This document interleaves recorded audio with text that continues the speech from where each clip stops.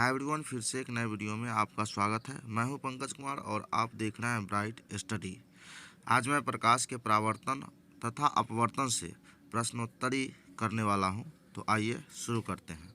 First question है, समतल दर्पण द्वारा बना प्रतिबिंब होता है। ऑप्शन ए वास्तविक, ऑप्शन बी काल्पनिक, ऑप्शन सी दोनों, ऑप्शन डी कोई नहीं।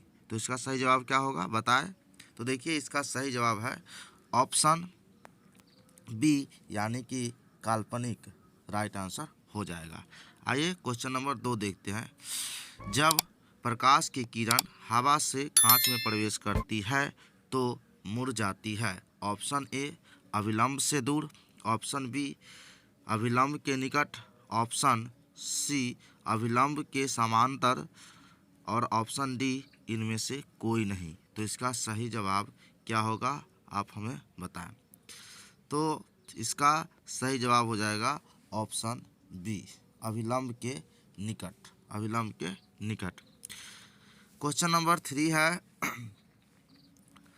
किसी दर्पण से आप चाहे कितनी ही दूरी पर खड़े हो, आपका प्रतिबिंब सदैव सीधा प्रतीत होता है। संभवतः दर्पण है। ऑप्शन ए केवल समतल, ऑप्शन बी केवल अवतल, ऑप्शन सी केवल उत्तल, ऑप्शन डी या तो समतल या उत्तल। तो इसका सही जवाब क्या है। तो इसका सही जवाब हो जाएगा ऑप्शन डी, यानी या तो वह दर्पण समतल हो सकता है या उत्तल हो सकता है। इसलिए इसका राइट आंसर जो होगा ऑप्शन डी हो जाएगा। ठीक है। क्वेश्चन नंबर 4 है, फोटोग्राफी कैमरा का अभिदृश्यक होता है।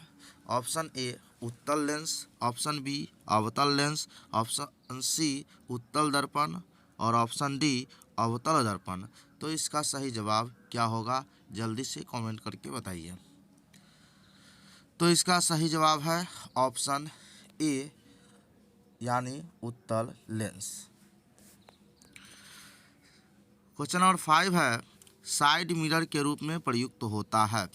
ऑप्शन ए अवतल दर्पण, ऑप्शन बी उत्तल दर्पण, ऑप्शन सी उत्तल लेंस, ऑप्शन डी प्रिज्म। तो इसका सही जवाब है उत्तल दर्पण। इसका सही जवाब उत्तल दर्पण। क्वेश्चन नंबर 6 है, एक अवतल दर्पण की फोकस दूरी 10 सेंटीमीटर है तो उसकी वक्रता त्रिज्या होगी। Option A 10 centimetre, option B 20 centimetre, option C 5 centimetre और ऑप्शन डी 40 सेंटीमीटर। तो देखिए, इसमें फोकस दूरी 10 सेंटीमीटर दिया हुआ है तो वक्रता त्रिज्या पूछ रहा है। तो फोकस दूरी की दुगुनी दूरी होती है वक्रता त्रिज्या। तो इसलिए इसका राइट आंसर हो जाएगा ऑप्शन बी। क्या हो जाएगा? ऑप्शन बी राइट आंसर हो जाएगा। आइए क्वेश्चन नंबर 7 देखते हैं। 7 क्या है, यहाँ पे किसी माध्यम में अपवर्तनांक म्यू का मान होता है। ऑप्शन ए है साइन आर बटा sine I, option B sine I बटा साइन आर और option C sine I into sine R और ऑप्शन डी है sine I plus sine R. तो इसका सही जवाब क्या होगा कमेंट में बताया जल्दी से। तो देखिए, इसका सही जवाब है ऑप्शन बी साइन आई बटा साइन आर। क्लियर। अब क्वेश्चन नंबर 8 देखिए क्या है, निर्गत कोण एवं अभिलंब के बीच के कोण को कहते हैं। ऑप्शन ए है आपतन कोण, ऑप्शन बी परावर्तन कोण, ऑप्शन सी निर्गत कोण और ऑप्शन डी इनमें से कोई नहीं। तो इसका सही जवाब क्या होगा जल्दी से बताएं। तो देखिए दोस्तों, इसका सही जवाब ऑप्शन बी होगा, यानी कि परावर्तन कोण, क्योंकि यहाँ का है निर्गत कोण और अभिलंब। निर्गत कोण उसे बोलते हैं जो परावर्तन के बाद दूसरी दिशा में लौट जाती है ना। तो अभिलंब और परावर्तन किरण के बीच, यानी कि निर्गत किरण के बीच जो कोण बनते हैं उसे परावर्तन कोण कहते हैं। इसलिए ऑप्शन बी राइट आंसर हो जाएगा। यहाँ निर्गत किरण मतलब परावर्तन किरण, परावर्तित किरण से। ठीक है। अब क्वेश्चन नंबर 9 देखिए, अवतल लेंस का आवर्धन बराबर होता है। Option A u by v, option B u into v यानी u v, option C u plus v, option D v by e. तो इसका आवर्धन पूछा है, तो ये आवर्धन क्या होगा, इसका सही जवाब आप हमें कमेंट करके बताएं। तो देखिए इसका आवर्धन जो है, आवर्धन बराबर होता है प्रतिबिंब दूरी बटा वस्तु दूरी। ठीक है, तो इसलिए इसको संकेत में प्रतिबिंब की दूरी को v से, वस्तु की दूरी को u से सूचित किया जाता है। तो इसलिए इसका राइट आंसर हो जाएगा option D. Clear. Question number 10 है, सरल सूक्ष्मदर्शी में किसका उपयोग होता है। ऑप्शन ए अवतल दर्पण, ऑप्शन बी उत्तल दर्पण, ऑप्शन सी अवतल लेंस और ऑप्शन डी उत्तल लेंस। तो देखिए इसका सही जवाब क्या होगा, कमेंट करके हमें बताएं। तो देखिए इसका राइट आंसर हो जाएगा, सरल सूक्ष्मदर्शी में कहा है किस लेंस का प्रयोग होगा, तो यहाँ पे उत्तल लेंस आपका राइट आंसर हो जाएगा। ठीक है, अब क्वेश्चन नंबर 11 है, देखिए क्या कहता है, किस लेंस के द्वारा सिर्फ काल्पनिक प्रतिबिंब बनता है, किस लेंस के द्वारा सिर्फ काल्पनिक प्रतिबिंब बनता है। ऑप्शन ए उत्तल, ऑप्शन बी अवतल, ऑप्शन सी बाइफोकल और ऑप्शन डी इनमें से कोई नहीं। देखिए काल्पनिक प्रतिबिंब जो है ये किस में बनता है ये कहा है, तो इसका राइट आंसर हो जाएगा ऑप्शन ए, क्योंकि उत्तल लेंस में काल्पनिक बनता है और अवतल लेंस में वास्तविक बनता है, इसलिए राइट आंसर ऑप्शन ए हो जाएगा। क्लियर। क्वेश्चन नंबर 12 देखिए, एक उत्तल लेंस होता है। ऑप्शन ए सभी जगह समान मोटाई का, ऑप्शन बी बीच की अपेक्षा किनारों पर मोटा और ऑप्शन सी किनारों की अपेक्षा बीच में मोटा, ऑप्शन डी इनमें से कोई नहीं। तो इसका सही जवाब क्या होगा, तो देखिए यहाँ उत्तल लेंस होता है कुछ इस डिजाइन का, ठीक है, इस डिजाइन का, तो ये उत्तल लेंस हो गया। तो उत्तल लेंस में आप देख रहे हैं कि यहाँ किनारे पर जो है सो पतला है और बीच में मोटा है, तो यहाँ पर ऑप्शन सी आपका राइट आंसर हो जाएगा, है ना, क्योंकि किनारों की अपेक्षा बीच में मोटा, तो बीच में मोटा है किनारे में पतला है, इसलिए ऑप्शन सी राइट आंसर हो जाएगा। क्लियर। अब आइए क्वेश्चन नंबर 13 को देखिए क्या है, किसी बिंब यानी बिंब मतलब वस्तु, किसी बिंब का वास्तविक तथा समान साइज का प्रतिबिंब प्राप्त करने के लिए बिंब को उत्तल लेंस के सामने कहाँ रखें। यानी क्या कहा है कि वस्तु का वास्तविक तथा समान साइज का प्रतिबिंब प्राप्त करने के लिए बिंब को उत्तल लेंस के सामने कहाँ रखें, यानी बिंब मतलब वस्तु, वस्तु को उत्तल लेंस के सामने कहाँ रखा जाए कि उसका प्रतिबिंब समान साइज का यानी कि समान आकार का प्राप्त हो। तो ऑप्शन दिया गया है, ऑप्शन ए लेंस के मुख्य फोकस पर, ऑप्शन बी फोकस दूरी की दोगुनी दूरी पर, ऑप्शन सी अनंत पर और ऑप्शन डी लेंस के प्रकाशित केंद्र तथा मुख्य फोकस के बीच। तो इसका सही जवाब क्या होगा वो आप हमें बताएं। देखिए इसका सही जवाब जो है वो हो जाएगा ऑप्शन बी, ऑप्शन बी यानी कि फोकस दूरी की दुगुनी दूरी पर, ये आपका राइट आंसर हो जाएगा। क्वेश्चन नंबर 14 देखिए, किसी बिंब, बिंब से यहाँ से वस्तु, जब भी बिंब लिखा हो तो यह वस्तु समझना है। तो किसी बिंब का अवतल दर्पण द्वारा बना प्रतिबिंब आभासी, सीधा तथा बिंब से बड़ा पाया गया वस्तु की स्थिति कहाँ होनी चाहिए। ऑप्शन ए है मुख्य फोकस तथा वक्रता केंद्र के बीच, ऑप्शन बी वक्रता केंद्र पर, ऑप्शन सी वक्रता केंद्र से परे, ऑप्शन डी ऑप्शन डी दर्पण के ध्रुव तथा मुख्य फोकस के बीच। तो इसका सही जवाब क्या होगा जल्दी से बताएं। तो देखिए दोस्तों इसका सही जवाब हो जाएगा दर्पण के ध्रुव तथा मुख्य फोकस के बीच, यानी ऑप्शन डी राइट आंसर हो जाएगा। ऑप्शन डी राइट आंसर हो जाएगा। क्लियर। अब क्वेश्चन नंबर 15 देखिए क्या कहता है। किसी गोलीय दर्पण तथा किसी पतले गोलीय लेंस दोनों को फोकस दूरियां -15 सेंटीमीटर है। दर्पण तथा लेंस संभवतः है।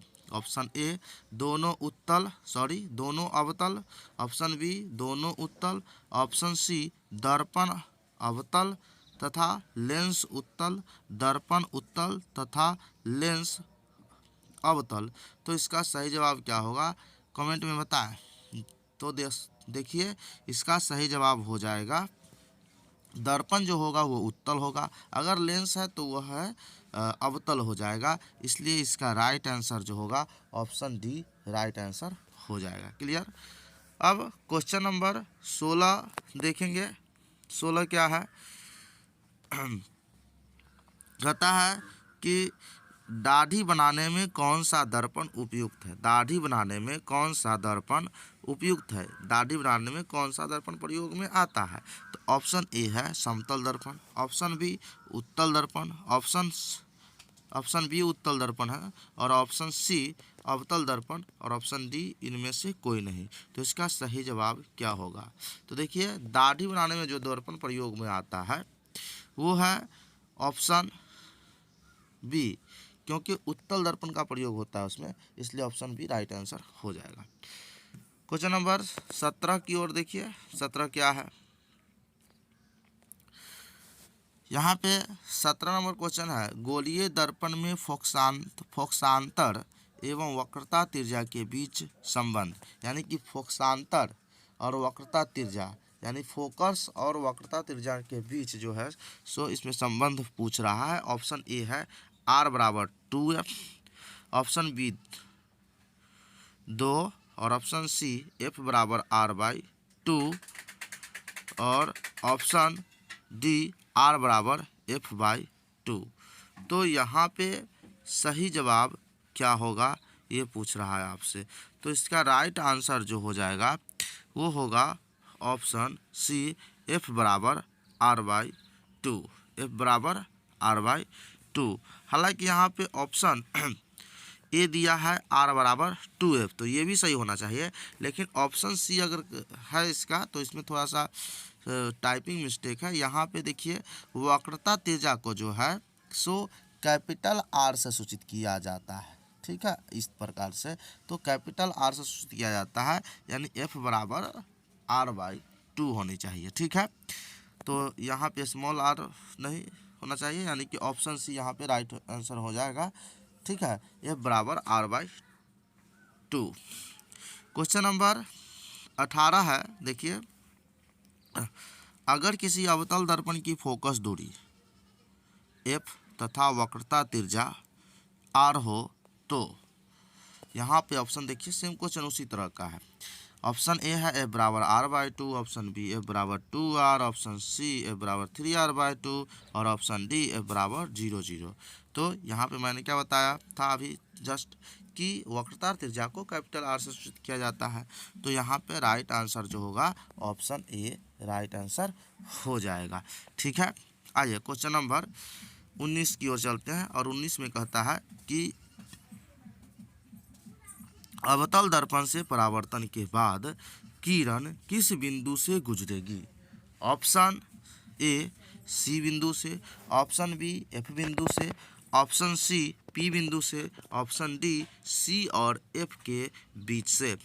तो इसका सही जवाब हो जाएगा ऑप्शन बी यानी एफ, यानी कि फोकस से होकर के गुजरेगी। क्लियर है। और ऑप्शन मतलब अगला क्वेश्चन जो है 20 नंबर क्वेश्चन उसे देखिए ये क्या है। और क्वेश्चन नंबर 20 है किसी दर्पण से वस्तु को कहीं भी रखने से वस्तु के बराबर आकार का सीधा प्रतिबिंब बनता है तो दर्पण होगा, यानी दर्पण किस प्रकार का होगा। ऑप्शन ए दिया है उत्तल दर्पण, ऑप्शन बी अवतल, ऑप्शन सी समतल, ऑप्शन डी समतल तथा उत्तल।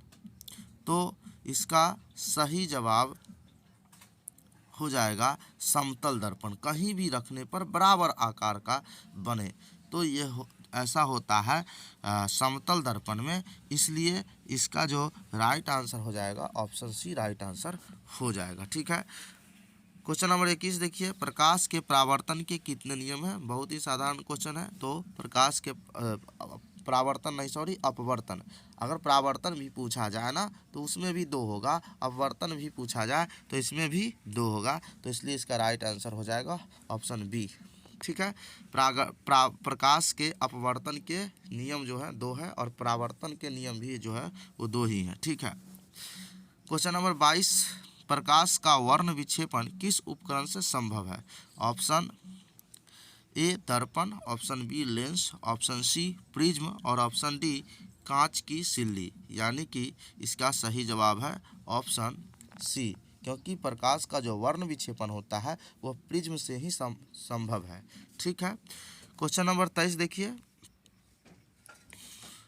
किसी गोलीय दर्पण की वक्रता त्रिज्या 50 सेंटीमीटर है तो उसकी फोकस दूरी होगी। देखिए यहाँ पे वक्रता त्रिज्या दिया हुआ है और फोकस दूरी ज्ञात करने के लिए कह रहा है, तो वक्रता त्रिज्या की आधी होती है फोकस दूरी। तो देखिए यहाँ 50 दिया हुआ है वक्रता त्रिज्या, तो फोकस दूरी हो जाएगा 25 सेंटीमीटर, इसलिए ऑप्शन सी राइट आंसर हो जाएगा। क्लियर। ऑप्शन क्वेश्चन नंबर 24 कहता है 1 मीटर फोकस दूरी वाले उत्तल लेंस की क्षमता होगी कितनी होगी। तो option A -1D, option B 1D, option C 2D, option D 1.5D। तो यहाँ पे इसका राइट आंसर जो हो जाएगा ऑप्शन बी, यानी कि 1 मीटर फोकस दूरी वाले उत्तल लेंस की क्षमता भी जो होगी वह 1 डायोप्टर होगा, D4 डायोप्टर। क्लियर है। क्वेश्चन नंबर 25 है, किसी उत्तल लेंस की फोकस दूरी हमेशा होती है। किसी उत्तल लेंस की फोकस दूरी जो हमेशा होती है वो क्या होती है। Option A positive, option B negative, option C positive negative, option D negative positive दोनों। इस तरह ऑप्शन इसका सही जवाब क्या होगा कमेंट में बताएं हमें जल्द से जल्द। तो देखिए इसका सही जवाब है ऑप्शन ए, यानी कि इसका जो फोकस दूरी हमेशा पॉजिटिव ही होती है। ठीक है, क्वेश्चन नंबर 26 देखिए, प्रकाश का वेग न्यूनतम होता है। ऑप्शन ए निर्वात में, ऑप्शन बी जल में, ऑप्शन सी वायु में और ऑप्शन डी है कांच में। तो इसका सही जवाब जो है क्या होगा बताइए जल्दी से। इसमें वेग में न्यूनतम वेग पूछा, वेग जो है सो न्यूनतम पूछा है किसमें, प्रकाश का न्यूनतम वेग, यानी प्रकाश का जो वेग है वो कम से कम किसमें होगा ये आपसे पूछा है। तो इसका सही जवाब हो जाएगा ऑप्शन डी, क्योंकि देखिए जो प्रकाश वस्तु जितना सघन होगा ना उसमें प्रकाश की चाल उतना ही घटता जाएगा। तो निर्वात में सबसे ज़्यादा अधिक होता है, उससे कम जाता है वायु में, उससे कम जाता है जल में, उससे भी कम हो जाता है कांच में। इसलिए क्योंकि सबसे यहाँ पे जो ऑप्शन है उसमें सबसे अधिक सघन पदार्थ है वो कांच है, इसलिए इसमें इसका जो सही जवाब हो जाएगा ऑप्शन डी राइट आंसर हो जाएगा। ठीक है, अब आइए क्वेश्चन नंबर 27 की ओर। निम्न में से कौन सा पदार्थ लेंस बनाने के लिए प्रयुक्त नहीं किया जा सकता। ऑप्शन ए है जल, ऑप्शन बी कांच, option C plastic, option D मिट्टी। तो देखिए यहाँ पे प्रयुक्त किसका लेंस नहीं बनाया जा सकता है। तो देखिए यहाँ पे ऑप्शन डी राइट आंसर हो जाएगा, क्योंकि मिट्टी का लेंस नहीं हो सकता है, क्योंकि लेंस बनाने के लिए हमें चाहिए पारदर्शी पदार्थ और ये मिट्टी पारदर्शी नहीं है बल्कि अपारदर्शी है। ठीक है, तो यहाँ पे राइट आंसर ऑप्शन डी हो जाएगा। क्लियर। 28 नंबर क्वेश्चन की ओर देखिए, चलिए क्वेश्चन क्या कहता है, काल्पनिक प्रतिबिंब होता है। ऑप्शन ए सीधा, ऑप्शन बी उल्टा, ऑप्शन सी दोनों, ऑप्शन डी कोई नहीं। तो इसका सही जवाब क्या होगा जल्दी से बताएं। तो देखिए काल्पनिक प्रतिबिंब ज़्यादातर स्थितियों में वो सीधा ही बनता है। ठीक है, तो इसलिए इसका राइट आंसर ऑप्शन ए हो जाएगा सीधा। ठीक है, क्वेश्चन नंबर 29 है, किस दर्पण से हमेशा वस्तु से छोटा प्रतिबिंब प्राप्त होता है। ऑप्शन ए समतल दर्पण, ऑप्शन बी उत्तल दर्पण, ऑप्शन सी अवतल, ऑप्शन डी कोई नहीं। तो देखिए दोस्तों, इसमें जो सही जवाब हो जाएगा, यहाँ पे क्या कहा है, वस्तु से हमेशा छोटा प्रतिबिंब प्राप्त होता है। तो जो छोटा प्रतिबिंब बनता है वह अवतल दर्पण में बनता है। तो इसका राइट आंसर जो हो जाएगा ऑप्शन सी राइट आंसर हो जाएगा। क्लियर है। तो अब क्वेश्चन नंबर 30 देखिए क्या है। क्वेश्चन नंबर 30 में है क्षमता वाले, है ना, अवतल दर्पण, अवतल लेंस की फोकस दूरी क्या होगी। देखिए यहाँ पे क्वेश्चन में मिस्टेक है, ठीक है। यहाँ पे कोई ना कोई क्षमता होनी चाहिए, है ना, क्षमता दिया होना चाहिए, सीधे क्षमता वाले कहा है। अब क्षमता कुछ तो हो सकता है डायोप्टर वगैरह में, लेकिन यहाँ पे मिस्टेक है, यहाँ क्वेश्चन में ही छुटा हुआ है। तो इस क्वेश्चन को स्किप कर देते हैं। क्वेश्चन नंबर 21 देखिए, ठीक है। जब तक इसमें क्वेश्चन पूरा नहीं जाएगा तब तक आंसर कैसे दे सकते हैं। तो देखिए यहाँ पे क्वेश्चन 31 देखिए क्या है। किसी उत्तल लेंस का फोकसांतर 50 सेंटीमीटर है, तो उसकी क्षमता होगी ऑप्शन ए +5D यानी 5 डायोप्टर, और ऑप्शन बी -5D यानी कि 5 dioptre -5 dioptre, option C -2D, option D +2D। ठीक है।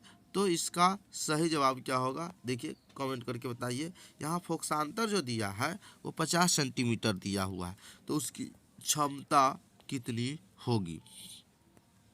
तो जल्दी से बताएं इसका सही जवाब क्या होगा। ठीक है। तो इसका जो राइट आंसर हो जाएगा ऑप्शन डी हो जाएगा +2D। क्लियर। यहाँ पे क्वेश्चन नंबर 32 देखें। किस दर्पण से वस्तु का बड़ा प्रतिबिंब बनता है। वस्तु का बड़ा प्रतिबिंब बनता है। ऑप्शन ए समतल, ऑप्शन बी अवतल, ऑप्शन सी उत्तल, ऑप्शन डी कोई नहीं। तो वस्तु से बड़ा प्रतिबिंब किस दर्पण में बनता है। तो इसका सही जवाब हो जाएगा वस्तु से बड़ा प्रतिबिंब उत्तल दर्पण में बनेगा। किस दर्पण में बनेगा, उत्तल दर्पण में। हालांकि वास्तविक और उल्टा अवतल में बनता है, लेकिन यहाँ पे बड़ा प्रतिबिंब कहा है, तो उत्तल दर्पण यहाँ पे राइट रहेगा। क्लियर है। तो ऐसे अगर बात की जाए वस्तु से बड़ा प्रतिबिंब तो अवतल में भी बनता है, लेकिन इसका राइट आंसर उत्तल में हो जाएगा। उत्तल में ज़्यादातर स्थितियों में वस्तु से बड़ा बनता है, अवतल में वस्तु से छोटा बनता है ज़्यादातर स्थितियों में। ठीक है। इसलिए इसका राइट आंसर ऑप्शन सी हो जाएगा। 33 नंबर क्वेश्चन देखिए। 2D क्षमता वाले लेंस का फोकसांतर होता है। Option A 20 centimetre, option B 30 centimetre, option C 40 centimetre और ऑप्शन डी 50 सेंटीमीटर। तो इसका राइट आंसर हो जाएगा ऑप्शन डी, है ना, ऑप्शन डी 50 सेंटीमीटर। ये क्वेश्चन जो है ना 31 नंबर का क्वेश्चन जो है सो अपोजिट है, उल्टा है। उसमें फोकसांतर दिया हुआ था 50 सेंटीमीटर, तो उसकी क्षमता हुई 2 डायोप्टर, और यहाँ पे क्षमता दिया हुआ है 2D, तो इसका जो फोकसांतर होगा वो 50 सेंटीमीटर हो जाएगा। ठीक है। क्वेश्चन नंबर 34 देखिए, और आखिरी क्वेश्चन है ये। क्वेश्चन ये है कि प्रकाश के परावर्तन के कितने नियम है। इससे पहले मैंने एक क्वेश्चन आपको बताया था, वहाँ पर मैंने प्रकाश बोल दिया था, मतलब परावर्तन बोल दिया था, जबकि वहाँ अपवर्तन था। ठीक है। तो मैंने फिर रिपीट किया, तो वहाँ पे अपवर्तन था और यहाँ पे परावर्तन है। तो प्रकाश के परावर्तन के नियम पूछा जाए या अपवर्तन का नियम पूछा जाए, दोनों जो होते हैं अपवर्तन और परावर्तन, दोनों के 2 नियम होते हैं। ठीक है। तो इसलिए इसका राइट आंसर जो हो जाएगा ऑप्शन बी हो जाएगा। क्लियर होगा। तो आज के वीडियो में इतना ही, मिलते हैं नेक्स्ट वीडियो में। तब तक के लिए धन्यवाद। जय हिंद, वंदे मातरम।